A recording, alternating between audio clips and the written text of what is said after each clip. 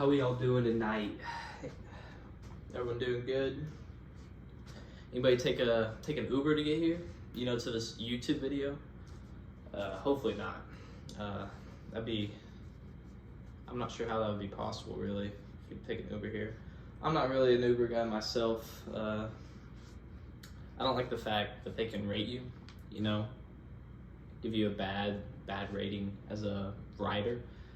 So I'll get on there and I'll check after I get done with riding, and it'll be like 3 stars. Ask me to put on Weezer in the car, and I'm like, come on, man, you really gotta do me like that? And you know, just a lot. I've had a lot of bad reviews on Uber, and some it's not even my fault, really. I mean, it'll be like 2.5 stars. Has a big nose. And I was like, come on, man. So I usually stick with the cabs if I can get them. You know, less talking. You kind of get in and get out. It's not that intimate relationship you really have with that Uber driver compared to the cab. But also, I was a really big fan of the Cash Cab on the Game Show Network with Ben Bailey when I was growing up. And it was always a dream of mine to get on the Cash Cab. And when I was in 5th grade, I went to New York, and I was just hoping for a chance, you know, just to get on the Cash Cab. But then we took the subway everywhere. We never took a cab anytime in New York.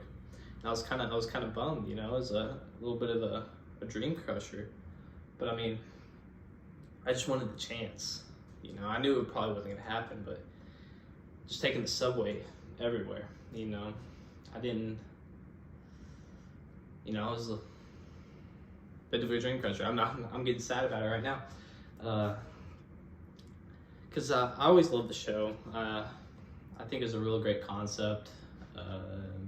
Just people trying to win some money, you know, in unexpected ways. It wasn't like a traditional game show where, you know, you sign up for it. You just get in the cab and the lights light up and Ben Bailey will turn around, tell you you're on the Cash Cab. And it was really something special. And I always like to imagine that maybe in like 2008, Ben Bailey would do real taxi drives, you know, just to kind of punk some people that think they were on the Cash Cab.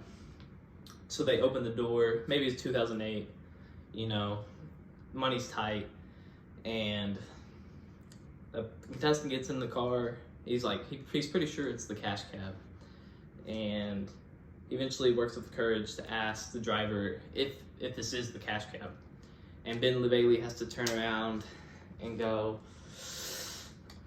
about that, man, we're a little strapped for cash right now. I'm sorry, but be no questions asked to you on this cab. You know, it's more of a you pay me, I don't pay you kind of Cash Cab ride. Which, if I was ever in that situation, you know, first off, I would be bummed, very bummed. You know, dream be on the Cash Cab, and I finally get in it, and Ben Bailey's telling me I gotta pay him. But I would still make him ask me the questions, you know, even if I wasn't getting paid, just for the experience, you know, for him to tease me on what he was taking away from me. Be like, what is the capital of Nebraska?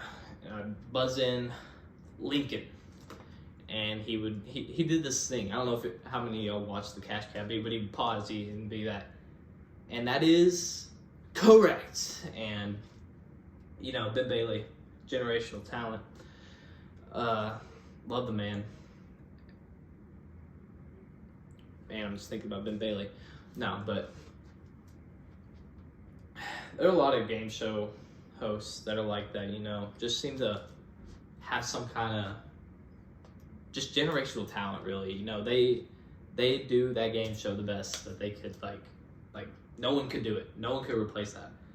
I think you see that in things like Bob Barker with The Price is Right, you know, which I was a game show fan, you know. I watched a lot of game shows when I was growing up, and Bob Barker was before my time, but he watched the old reruns, 11 o'clock, Central Time.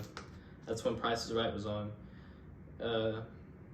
You could like just see like an aura like coming off of Bob Barker as he would get up, and it was a phenomenon, really. I mean, he would have this whole audience just awestruck at just, you know, the gifts or the prizes they were giving away at Price is Right weren't that fabulous, weren't anything spectacle, but he would have just grown ladies and gentlemen just jumping for joy over winning a panini press or whatever it was, and just watch the Plinko little tile fall down and they'd be crying. And another thing with Bob Barker is they would go up once they won.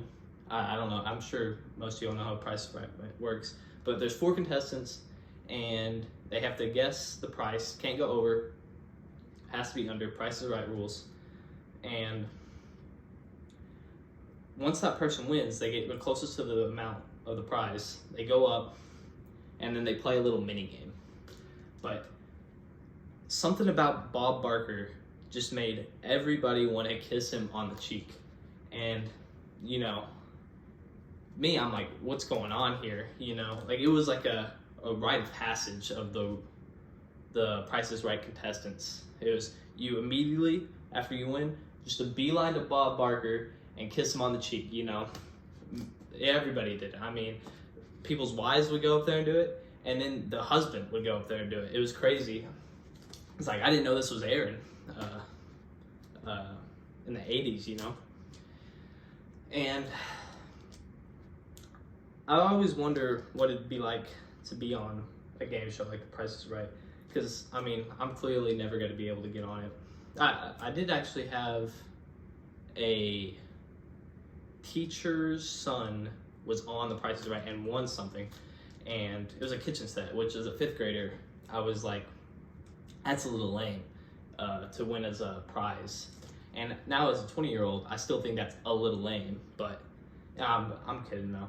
I mean, you win something, it's cool, but I always wondered what it'd be like to win something like that.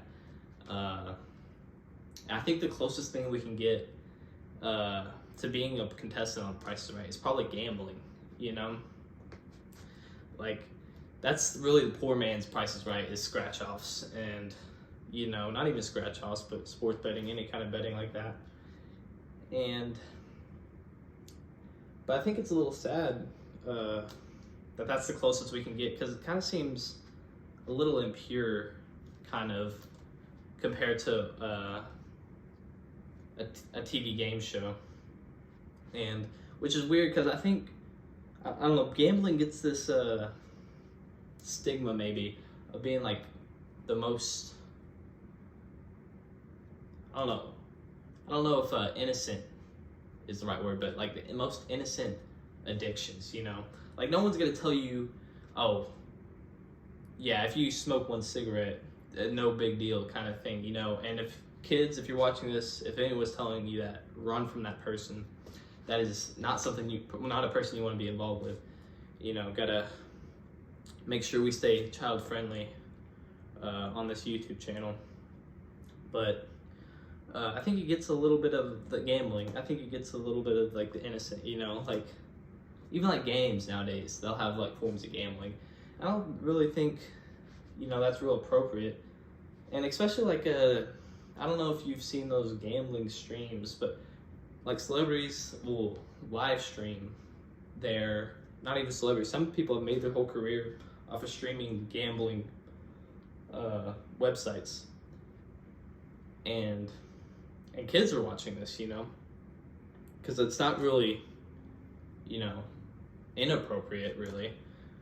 But some I feel some websites like Twitch have come out and kind of shut it down, you know. But still, that doesn't stop everybody. And I think it's a little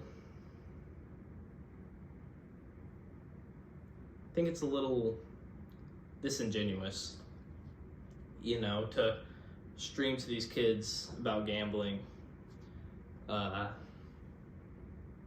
Really, because, you know, you're grooming them to become gamblers, you know, and even celebrities like Drake will be doing this kind of streaming them gambling when they're getting advertised, or not advertised, but they're getting paid to gamble by their website, you know, so they'll rake in these viewers, and most of them, you know, are kids. So Drake is grooming these kids to become gamblers. And I think this got so bad that even Kendrick Lamar had to make a song about Drake grooming these kids to become gamblers, you know.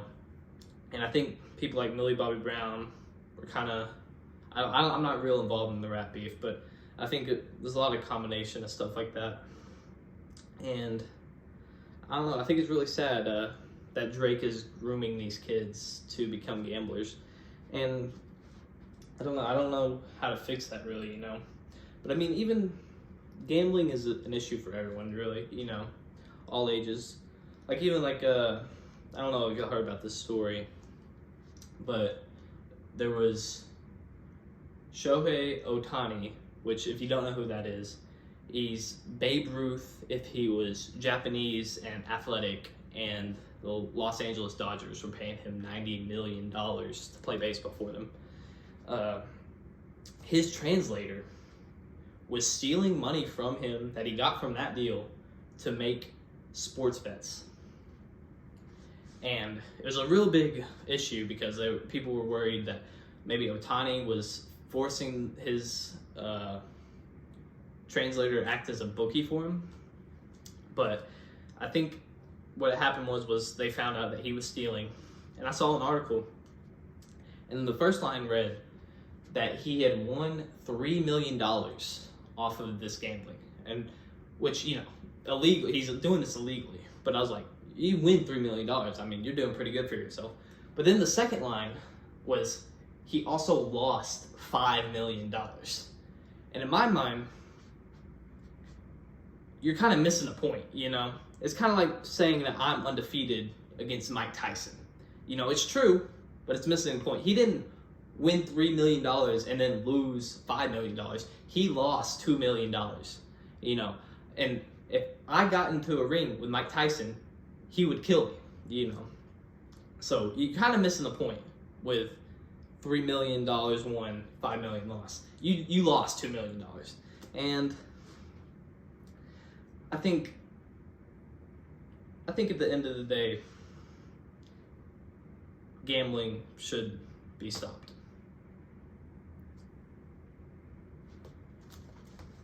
Oh, I don't know. I didn't know how to end this. Thanks for watching, if you watched this all the way through. I'm kind of bad at stand-up, probably, but I would like to get better at it.